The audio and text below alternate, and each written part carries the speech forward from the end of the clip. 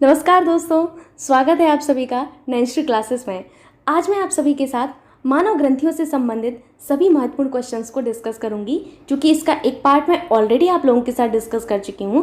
यदि किसी भी स्टूडेंट ने पार्ट 1 नहीं देखा है तो आप नैन्श्री क्लासेस की प्लेलिस्ट में जाके पार्ट 1 देख सकते हैं। वो पार्ट आपकी परीक्षा के दृष्टिकोण से बहुत ही महत्वपूर्ण है। जब आप पार्ट 1 को देख लेंगे तो आपको पार्ट 2 को समझने में प्रॉब्लम नहीं होगी। तो यहाँ पर आपका पहला क्वेश्चन है कि मस्तिष्क में स्थित ग्रंथि है। यदि आपसे कहा जाए कि मस्तिष्क में स्थित ग्रंथि है या सिर में स्थित ग्रंथि है तो आपका आंसर एक ही रहेगा। ऑप्शंस हैं आपके पीनियल ग्रंथि, हाइपोथैलेमस ग्रंथि, पीयूष ग्रंथि या उपर्युक्त सभी। तो आपकी पीनियल ग्रंथि, हाइपोथैलेमस ग्रंथि एंड पीयूष ग्रंथि, ये तीनों की तीनों ग्रंथियां आपके सिर में स्थित रहती हैं। ठीक है, यानी कि मानव मस्तिष्क में पीनियल ग्रंथि, हाइपोथैलेमस ग्रंथि एंड पीयूष ग्रंथि, ये तीनों ग्रंथियां स्थित होती हैं, याद रखिएगा। अब आपको पता होगा कि मैंने आपको पिछली वीडियो में बताया था कि कुल एंडोक्राइन आपकी ग्लैंड की संख्या कितनी है। तो total number of endocrine gland की संख्या 9 बताई थी। उनमें से आपकी 3 पीनियल ग्रंथि, हाइपोथैलेमस ग्रंथि एंड पीयूष ग्रंथि, ये 3 ग्रंथियां जो हैं आपकी मस्तिष्क में स्थित रहती हैं। ठीक, अब चलते हैं नेक्स्ट क्वेश्चन की ओर, जो कि है आपसे कि अंतःस्रावी तंत्र के जनक कौन है। स्लाइडन एवं स्वान, थॉमस एडिसन, हक्सेल, इनमें से कोई नहीं। आपसे पूछा जा रहा है कि फादर ऑफ एंडोक्राइन सिस्टम, तो आपको बताना है यहाँ पर कि फादर ऑफ एंडोक्राइन सिस्टम कौन है। तो थॉमस एडिसन साहब को अंतःस्रावी तंत्र के जनक के रूप में जाना जाता है। तो सेकंड ऑप्शन एकदम करेक्ट होगा, याद रखिएगा, ये इंपॉर्टेंट क्वेश्चन था। नेक्स्ट क्वेश्चन है आपका कि कौन सी ग्रंथि नलिकाविहीन ग्रंथि होती है। बाह्यस्रावी ग्रंथियाँ, बाह्यस्रावी ग्रंथि जो होती हैं उनको इंग्लिश में हम लोग कहते हैं एक्सोक्राइन ग्लैंड। क्या कहा जाता है? Exocrine gland.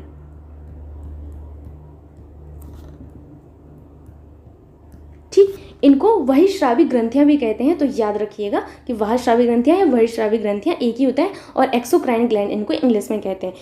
मिश्रित ग्रंथि यानी कि मिक्स ग्लैंड, अंतःस्रावी ग्रंथियां यानी कि एंडोक्राइन ग्लैंड। क्या कहते हैं इनको? इनको कहते हैं एंडोक्राइन ग्लैंड। ठीक, या इनमें से कोई नहीं। आपको उन ग्रंथियों को बताना है जो आपकी नलिका विहीन होती हैं, यानी कि जिनमें नलिकाएं नहीं होती हैं। तो जो आपकी अंतःस्रावी ग्रंथियां होती हैं उनमें नलिकाएं नहीं होती हैं। मैंने ये आपको पिछले वीडियो में भी बताया था। अंतःस्रावी ग्रंथियां जो होती हैं ये आपके हार्मोन का स्राव करती हैं। किसका? हार्मोन का स्राव करती हैं। वहीं आपकी वहस्रावी ग्रंथियां एंजाइम का स्राव करती हैं। तो अंतःस्रावी ग्रंथियां हार्मोन का स्राव करती हैं और ये सीधे आप अपना जो स्राव है, जो भी स्रावित करती हैं, उसको सीधे रक्त में भेजती हैं। तो इनको नलिकाओं की आवश्यकता नहीं होती, इसीलिए ये नलिका विहीन ग्रंथियां होती हैं। तो आपका थर्ड ऑप्शन एकदम करेक्ट होगा। अब चलते हैं नेक्स्ट क्वेश्चन की ओर। क्वेश्चन है आपसे कि हार्मोन को केमिकल मैसेंजर किसने कहा। Very very important question again, कि केमिकल मैसेंजर हार्मोन को किसने कहा। थॉमस एडिसन, हक्सले, इवानोव्स्की, इनमें से कोई नहीं। थॉमस एडिसन साहब को तो आपको पता है कि अंतःस्रावी जो आपके तंत्र हैं उनके फादर कहा जाता है, इनके जनक कहा जाता है। वहीं हक्सले ने जो है आपके जो हार्मोन है उनको केमिकल मैसेंजर कहा। तो सेकंड ऑप्शन एकदम करेक्ट होगा। इवानोव्स्की को आप लोग जानते होंगे, इन्होंने वायरस की जो है खोज की थी। किसकी की थी? वायरस की खोज की थी इवानोव्स्की ने। याद रखिएगा, ये एग्जाम में आया हुआ क्वेश्चन है। इन्होंने कब की थी? तो 1892 में इन्होंने वायरस की खोज की थी। कहाँ पर की थी? तो तंबाकू की पत्ती के मोजेक रोग का जब ये अध्ययन कर रहे थे तब इन्होंने वायरस की खोज की थी। कब की थी? तंबाकू की पत्ती में एक रोग होता है मोजेक रोग। मैं यहाँ लिख देती हूँ, आपको कंफ्यूजन नहीं होगा, ताकि मोजेक रोग जो है इनका अध्ययन करते टाइम इन्होंने जो है वायरस की खोज की थी। ठीक, अब चलते हैं नेक्स्ट क्वेश्चन की ओर। क्वेश्चन है आपसे कि वहस्रावी ग्रंथि है यकृत, लार ग्रंथि, जठर ग्रंथि या उपर्युक्त सभी। आपको बताना है कि इनमें से आपकी वहस्रावी ग्रंथि कौन सी है। ठीक, तो आपकी यकृत, लार ग्रंथि, जठर ग्रंथि, ये तीनों की तीनों आपकी जो हैं वहस्रावी ग्रंथियों में आती हैं। किस में आती हैं? वहस्रावी ग्रंथियों में आती हैं, याद रखिएगा। अब चलते हैं नेक्स्ट क्वेश्चन की ओर, जो कि है आपका कि हार्मोन का स्राव किया जाता है। हार्मोन का स्राव आपका वहस्रावी ग्रंथियों के द्वारा किया जाता है, अंतःस्रावी ग्रंथियों के द्वारा किया जाता है, मिश्रित ग्रंथि के द्वारा किया जाता है, या इनमें से कोई नहीं। तो आप सभी को पता होगा कि मिश्रित ग्रंथि तो हार्मोन और आपके जो हार्मोन है और आपके जो एंजाइम है, इन दोनों का स्राव करती है, इसलिए मिश्रित ग्लैंड तो नहीं होगा। ठीक, अंतःस्रावी ग्रंथियां ही आपके हार्मोन का स्राव करती हैं। कौन करती हैं? अंतःस्रावी ग्रंथियां हार्मोन का स्राव करती हैं। वही स्रावी ग्रंथियां जो आपकी एक्सोक्राइन ग्लैंड्स होती हैं, ये आपके जो हैं एंजाइम होते हैं, एंजाइम का स्राव करती हैं। आप लोगों ने अभी ऊपर देखा कि आपके जो लार ग्रंथि हैं वो आपके एक्सोक्राइन ग्लैंड में आती हैं, वहीं आपका यकृत भी एक्सोक्राइन ग्लैंड में आता है। और अन्य जो है आपके, जैसे आपके मेमोरी ग्लैंड हुई, ये भी आपके जो है वाहस्रावी ग्रंथियों में आते हैं। अश्रु ग्रंथि हुई, ये आपके वाहस्रावी ग्रंथियों की एग्जाम्पल्स हैं। ठीक, अब नेक्स्ट क्वेश्चन है आपसे कि हार्मोन की खोज किसने की थी। Very very important question again, कि हार्मोन जो है आपका, हार्मोन की खोज किसने की थी। थॉमस एडिसन, स्टर्लिंग, इवानोव्स्की, इनमें से कोई नहीं। तो आपको अभी मैं बता के आई हूँ कि थॉमस एडिसन साहब तो जो है आपके अंतःस्रावी तंत्र के जनक माने जाते हैं। स्टर्लिंग ने जो है हार्मोन की खोज की थी। किसने की थी? स्टर्लिंग ने की थी। लेकिन इनके साथ एक व्यक्ति और थे, स्टर्लिंग के साथ कौन थे? वेलेस। क्या नाम था इनका? वेलेस। वेलेस। ठीक, तो वेलेस एवं स्टर्लिंग ने 1903 में, कब? 1903 में ग्रहणी की श्लेष्मिक कला की जो स्रावी कोशिकाएं हैं उनसे सबसे पहले हार्मोन प्राप्त किया था, जिसे इन्होंने सिक्रेटिन नाम दिया था। यानी कि पहला खोजा गया जो हार्मोन था वो सिक्रेटिन था। ठीक है, मैं यहाँ पे लिख देती हूँ, वेलेस एवं स्टर्लिंग ने, किन्होंने? इन दो व्यक्तियों ने। ठीक, 1903 में ग्रहणी की श्लेष्मिक कला की स्रावी कोशिका से सबसे पहले हार्मोन प्राप्त किया। ठीक है, तो इन्होंने क्या है, ग्रहणी की श्लेष्मिक कला की स्रावी कोशिकाओं से सबसे पहले हार्मोन प्राप्त किया था, जिसे इन्होंने क्या नाम दिया? इसे इन्होंने सिक्रेटिन नाम दिया था। क्या नाम दिया था? सिक्रेटिन नाम दिया था। याद रखिएगा, अगर आपसे पूछा जाए कि पहला खोजा गया हार्मोन कौन सा था, तो वो सिक्रेटिन ही था। याद रखिएगा, ये बहुत ही इंपॉर्टेंट है। ठीक, सिक्रेटिन। ठीक है, तो आपके किसने खोज की थी? स्टर्लिंग एवं वेलेस ने की थी, इसलिए आपका सेकंड ऑप्शन एकदम करेक्ट होगा। अब मैं आपको एक चीज़ और बताना चाहूँगी, जैसे कि एक मुझे कमेंट आया था, वो मेरे सब्सक्राइबर हैं, कि आप पढ़ाती अच्छा हैं, नो डाउट, बट आप थोड़ा सा लिखने में जो है चीज़ें वो समझ नहीं आती हैं। तो मैं उनको कहना चाहूँगी कि मेरे पास एक एंड्रॉयड मोबाइल है और उस पर सारी चीज़ें आप एक साथ नहीं लिख सकते। मतलब कभी जो है आपको कैटेगराइज करनी होती हैं चीज़ें, तो इतने कम स्पेस में मुझे कैटेगराइज करना होता है, तो आप उस चीज़ को अभी समझ सकते हैं। लेकिन मैं इस चीज़ को इम्प्रूव ज़रूर कहूँगी। And thank you so much उस कमेंट के लिए, बिकॉज आप लोग जब कमेंट करते हैं तो मुझे पता चलता है कि चीज़ें कहाँ सही हो रही हैं, कहाँ गलत हो रही हैं। इसीलिए आप लोग इस तरीके के कमेंट ज़रूर करें जिनमें आपको लगे कि हाँ, आपको कोई और टॉपिक पढ़ना है, या फिर आपको लगे कि ये चीज़ आपको समझ में नहीं आ रही है, तो आप उस चीज़ को ज़रूर पूछें कमेंट में। जैसे उस कमेंट को पढ़ के मुझे बहुत अच्छा लगा, क्योंकि एक सुधार करने की जो अंदर से क्षमता है वो विकसित हुई कि हाँ, मुझे सुधार करना है इन चीज़ों पर। तो इस वीडियो में मैंने वही सारी चीज़ों पर ध्यान दिया है। आई होप अब आपको चीज़ें समझ में आ रही होंगी कि क्या लिखा हुआ है। ठीक है, अब चलते हैं नेक्स्ट क्वेश्चन की ओर। क्वेश्चन है आपसे कि निश्चित समय पर सोने की प्रक्रिया को कौन सी ग्रंथि नियंत्रित करती है? पीयूष ग्रंथि, पीनियल ग्रंथि, हाइपोथैलेमस ग्रंथि या अग्न्याशय? क्या आपको लगता है कि अग्न्याशय का इस चीज़ में कोई हाथ है कि निश्चित समय पर सोने की प्रक्रिया में? बिल्कुल भी नहीं है। ठीक, एंड आप सभी को पता है कि आपकी निश्चित समय पर सोने की प्रक्रिया में कौन सी ग्रंथि आपका जो है नियंत्रित करती है, तो वो है आपकी पीनियल ग्रंथि। कौन सी? पीनियल ग्रंथि। क्यों है भाई ये पीनियल ग्रंथि, ऐसा क्या करती है? जैसे कि मैंने आपको बताया, पीनियल ग्रंथि आपकी एक अंतःस्रावी ग्रंथि है, तो ओबियसली ये हार्मोन का स्राव करेगी। अब ये कौन सा ऐसा हार्मोन स्राव करती है जिसकी वजह से हम निश्चित समय की सोने की प्रक्रिया को आपका कंप्लीट कर पाते हैं? ठीक है, तो उस हार्मोन का नाम है मेलाटोनिन हार्मोन। क्या है? Melatonin hormone. याद रखिएगा, अगर आपसे कभी भी पूछा जाए कि मेलाटोनिन हार्मोन किस ग्रंथि के द्वारा स्रावित किया जाता है, तो वो है आपकी पीनियल ग्रंथि। ठीक है, हार्मोन। ठीक, ये जो आपका मेलाटोनिन हार्मोन होता है ये नींद में मददगार होता है। किस में मददगार होता है? नींद में मददगार होता है। ऐसे कई सारे व्यक्ति होंगे जिनको जो लाइट है उससे प्रॉब्लम होगी, वो लाइट में सो नहीं पाते होंगे, तो उनके लिए मैं एक सजेशन दूंगी कि आप लोग जो है जितने भी आपकी लाइट वाले सोर्स हैं आपके आसपास, तो सोते टाइम आप अंधेरा करके सोइए, जिसकी वजह से आपका ये जो मेलाटोनिन हार्मोन है ये स्रावित होने लगता है, तो आपको नींद आसानी से आ जाती है। ठीक जैसे मुझे भी लाइट से प्रॉब्लम है, तो आप लोग उस चीज़ को क्या करें कि आप जो है जितने भी लाइट के सोर्स हैं उनको बंद करके आराम से बिल्कुल अंधेरे में सोएं, तो आप देखना कि आपको बहुत अच्छी नींद आएगी। ठीक, तो इसी मेलाटोनिन हार्मोन की वजह से साथ ही मेलाटोनिन हार्मोन एक चीज़ और करता है। वो क्या करता है इसको भी जान लेते हैं। ये जो आपका मेलाटोनिन हार्मोन होता है ये निश्चित समय पर जो मासिक धर्म होता है जिसे आप मेंसेस कहते हैं इसको नियंत्रित करता है। ठीक, मेलाटोनिन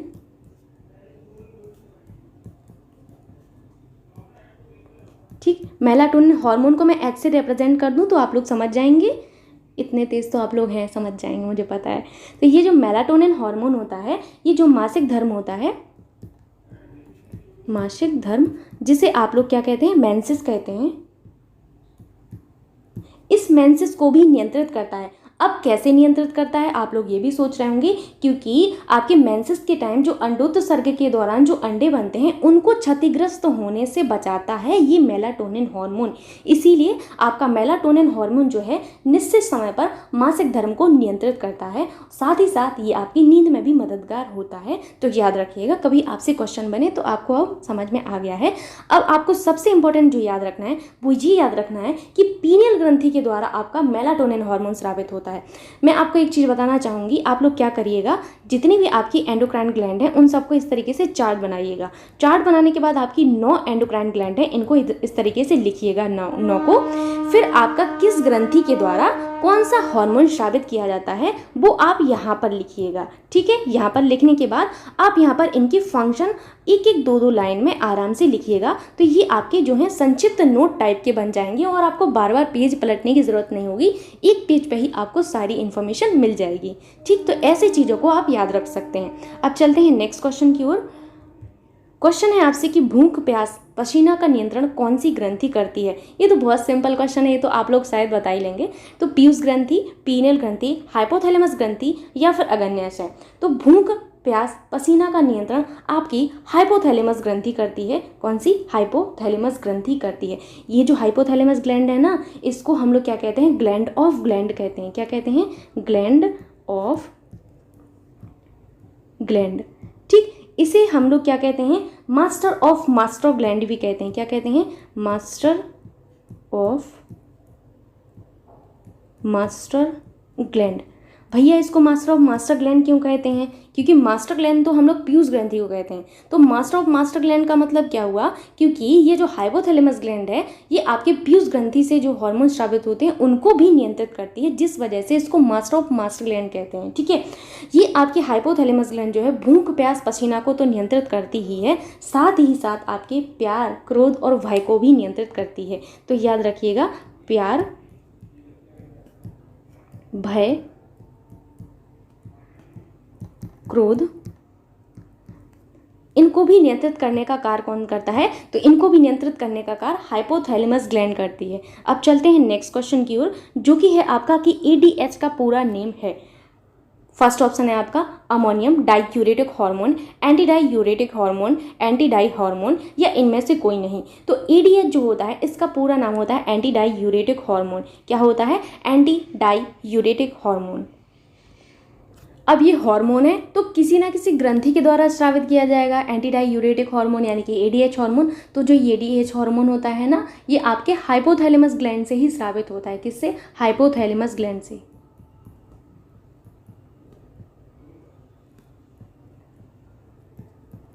ठीक, हाइपोथैलेमस ग्लैंड से आपका स्रावित होता है आपका एडीएच हार्मोन यानी कि एंटी डाइयूरेटिक हार्मोन। ठीक, अब चलते हैं नेक्स्ट क्वेश्चन की ओर, जो कि है आपसे कि किस हार्मोन के अल्पस्राव से मूत्र की मात्रा बढ़ जाती है। वेरी वेरी इंपॉर्टेंट क्वेश्चन, कि किस हार्मोन के अल्पस्राव से, यानी कि यदि वो हार्मोन आपका कम स्रावित होता है तो उससे मूत्र की मात्रा बढ़ जाती है। इंसुलिन, एंटी डाइयूरेटिक, ऑक्सीटोसिन या इनमें से कोई नहीं। ठीक, तो यहाँ पर आपका सही जो ऑप्शन होगा वो होगा आपका एंटी डाईयूरेटिक हार्मोन, बिकॉज आपके एंटी डाईयूरेटिक हार्मोन जो होते हैं उनके अल्पस्राव से मूत्र की मात्रा बढ़ जाती है। ठीक, जब आपकी मूत्र की मात्रा बढ़ जाती है तो इसे हम लोग क्या कहते हैं, इसे हम लोग कहते हैं पॉलीयूरेमिया। क्या कहते हैं? पॉलीयूरेमिया, पॉलीयूरेमिया। ठीक है, पॉलीयूरेमिया के अलावा इसे हम लोग क्या कहते हैं? डायबिटीज़ इंसिपिडस कहते हैं। क्या कहते हैं? Diabetes insipidus. ठीक है, डायबिटीज़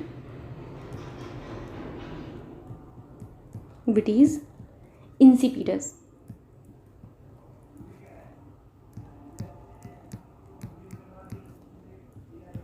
ठीक, तो याद रखिएगा कि आपके एंटी डाईयूरेटिक हार्मोन यानी कि एडीएच हार्मोन के अल्पस्राव से मूत्र की मात्रा बढ़ जाती है।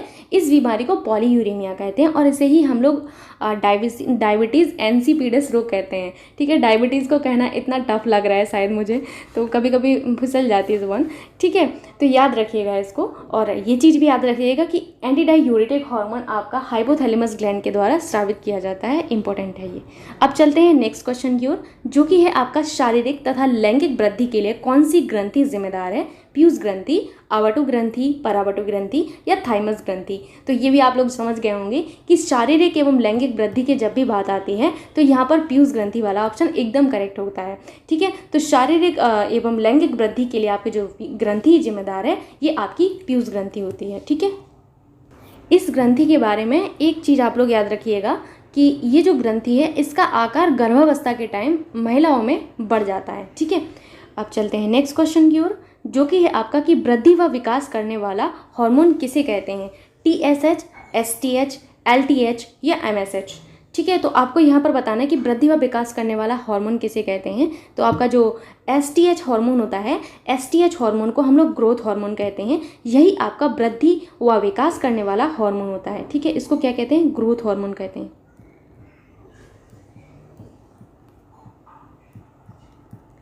ठीक, ग्रोथ हार्मोन। अब बात आती है कि एसटीएच जो है, एसटीएच का पूरा नाम क्या है? क्योंकि एसटीएच तो हम लोग पढ़ लेते हैं, लेकिन कभी कभी हम लोग इनकी फुल फॉर्म भी एग्जाम में पूछ लिए जाते हैं। तो याद रखना कि एसटीएच का पूरा नाम है सोमैटोट्रोपिन हार्मोन। सोमैटोट्रोपिन हार्मोन। ठीक, तो ये हुआ आपका एसटीएच का पूरा नाम।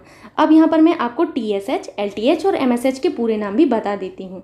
और साथ ही साथ एक चीज़ मैं आपको बताना भूल गई कि जो ये एसटीएच हार्मोन होता है, इस एसटीएच हार्मोन के अल्पस्राव से और अतिस्राव से क्या होता है, ये चीज़ आपको याद रखना होगा। तो ये जो आपका एसटीएच हार्मोन होता है इसके अल्पस्राव से, अल्पस्राव यहाँ पर अतिस्राव, ठीक, इसके अल्पस्राव से जो बच्चे होते हैं, बच्चों में आपका बौनापन रोग होता है। कौन सा? बौनापन देखने को मिलता है। अब बौनापन आप सभी को पता है, इसमें वृद्धि व विकास रुक जाता है, बिकॉज आपका एसटीएच हार्मोन आपके ग्रोथ के लिए जिम्मेदार होता है। वहीं जो वयस्क व्यक्ति होते हैं तो वयस्क व्यक्तियों में साइमंड रोग देखने को मिलता है। कौन सा? साइमंड रोग देखने को मिलता है। अतिस्राव से क्या होता है? यदि आपका एसटीएच हार्मोन ज़्यादा स्रावित हो जाता है तो बच्चे जो होते हैं तो बच्चों में आपका भीमकायता रोग देखने को मिलता है। कौन सा? भीमकायता, भीमकायता। ठीक, याद रखिएगा एसटीएच हार्मोन के बारे में, इंपॉर्टेंट है। ठीक, यहाँ पर मैं आपको टीएसएच का पूरा नाम बताने वाली थी। तो टीएसएच का पूरा नाम है thyroid stimulating hormone. Thyroid stimulating hormone, stimulating hormone. ठीक, हार्मोन। अब बात आती है एलटीएच की। तो एलटीएच का पूरा नाम है ल्यूटियोट्रोपिक हार्मोन। ल्यूटियोट्रोपिक हार्मोन।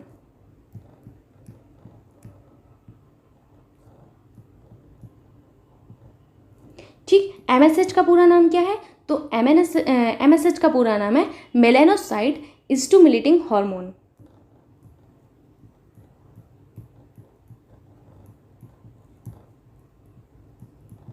Stimulating hormone. ठीक, तो ये हुआ आपका MSH का पूरा नाम। तो यहाँ पर आप लोगों ने आपके वृद्धि और विकास करने वाली जो हार्मोन था STH के बारे में समझा, साथ ही साथ TSH, STH, LTH और MSH के बारे में समझा। ये सभी के सभी हार्मोन आपके जो पीयूष ग्रंथि है, पीयूष ग्रंथि की अग्रपाली से स्रावित किए जाते हैं। ठीक है, याद रखिएगा। अब नेक्स्ट क्वेश्चन आपसे इंसुलिन के बारे में है कि इंसुलिन है एक एंजाइम, हार्मोन, ग्लूकोज या इनमें से कोई नहीं। तो आपका जो इंसुलिन होता है वो आपका एक हार्मोन होता है। क्या होता है? इंसुलिन आपका एक हार्मोन है। अब ये हार्मोन है तो आपके मन में आ रहा होगा कि कोई ना कोई ग्रंथि होगी जिससे ये स्रावित होता होगा। तो जी हाँ, ये आपकी मिश्रित जो ग्रंथि होती है, मिश्रित ग्रंथि जिसे आप अग्न्याशय कहते हैं, अग्न्याशय से स्रावित होता है आपका इंसुलिन हार्मोन। ठीक है, अग्न्याशय। अग्न्याशय आपका एक मिश्रित ग्लैंड में आता है। आपकी एक ही मिश्रित ग्लैंड है, याद रखिएगा। तो अगर आपसे कभी पूछा जाए कि मिश्रित ग्रंथियों की संख्या कितनी है, तो मिश्रित ग्रंथियों की संख्या आपकी केवल एक है, जो कि आपकी अग्न्याशय ही है। ठीक है, ये जो अग्न्याशय ग्रंथि है ये आपकी अंतःस्रावी ग्रंथि भी है और आपकी बाह्यस्रावी ग्रंथि की तरह भी कार्य करती है। ये चीज़ आप लोग याद रखिएगा। तो इसमें बाह्यस्रावी ग्रंथियों की तरह 99% आपका बाह्यस्रावी ग्रंथि होती है, यानी कि जिसे आप वही श्रावी ग्रंथि कहते हैं, वही श्रावी ग्रंथि। ठीक, और आपका 1% ये अंतःस्रावी ग्रंथि है।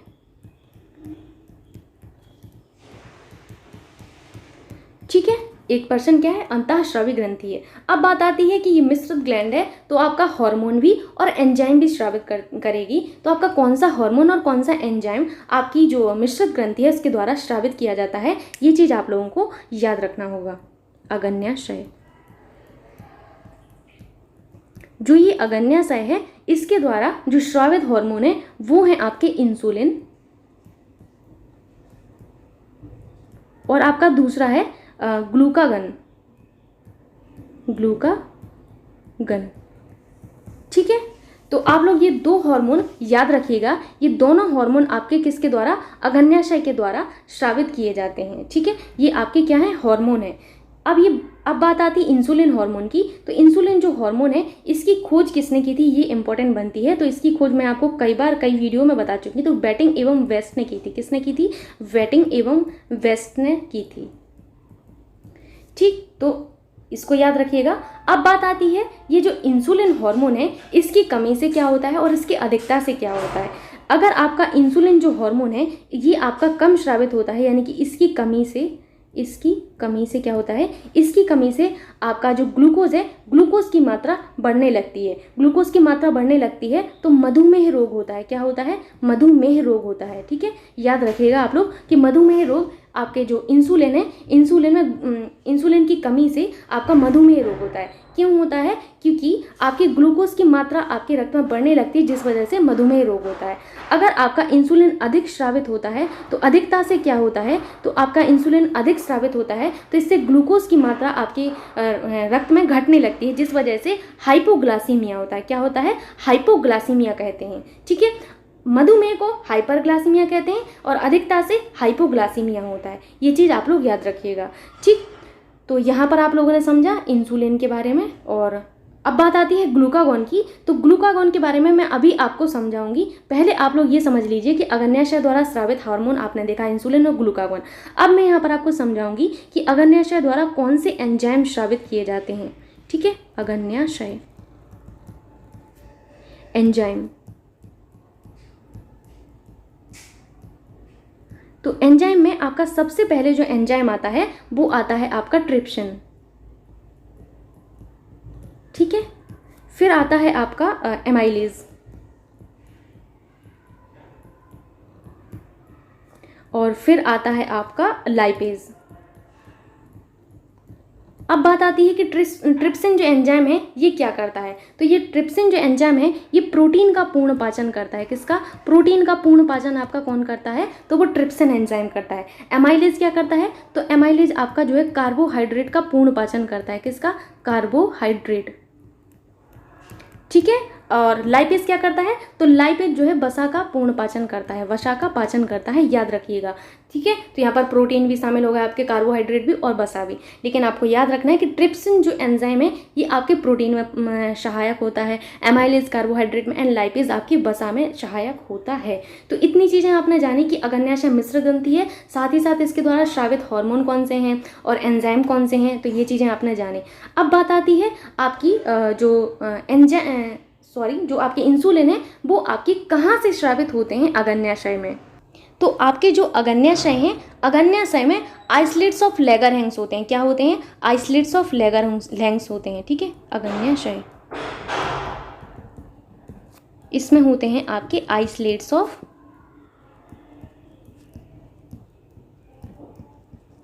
लैगरहैंस।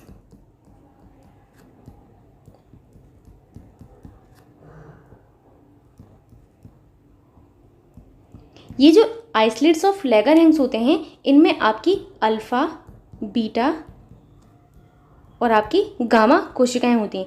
इन अल्फा कोशिकाओं से तो आपका ग्लूकागन स्रावित होता है। क्या होता है? ग्लूकागन, जिसकी मैं अभी बात कर रही थी, यही ग्लूकागन है। ठीक है, तो ये जो ग्लूकागन है ये अल्फा कोशिकाओं से स्रावित होता है। बीटा कोशिकाओं से आपका इंसुलिन स्रावित होता है। क्या स्रावित होता है? इंसुलिन। ये दोनों याद रखिएगा, ये जो ग्लूकागन है और ये जो इंसुलिन है ये दोनों आपके शर्करा के उपापचय में मदद करते हैं। ग्लूकागन और इंसुलिन यहाँ पर आप लोग लिख लेना, यहाँ पर स्पेस नहीं है, अगर मैं लिखूंगी तो बहुत ज़्यादा कंजेस्टेड हो जाता है, फिर आप लोगों को समझने में प्रॉब्लम होती है।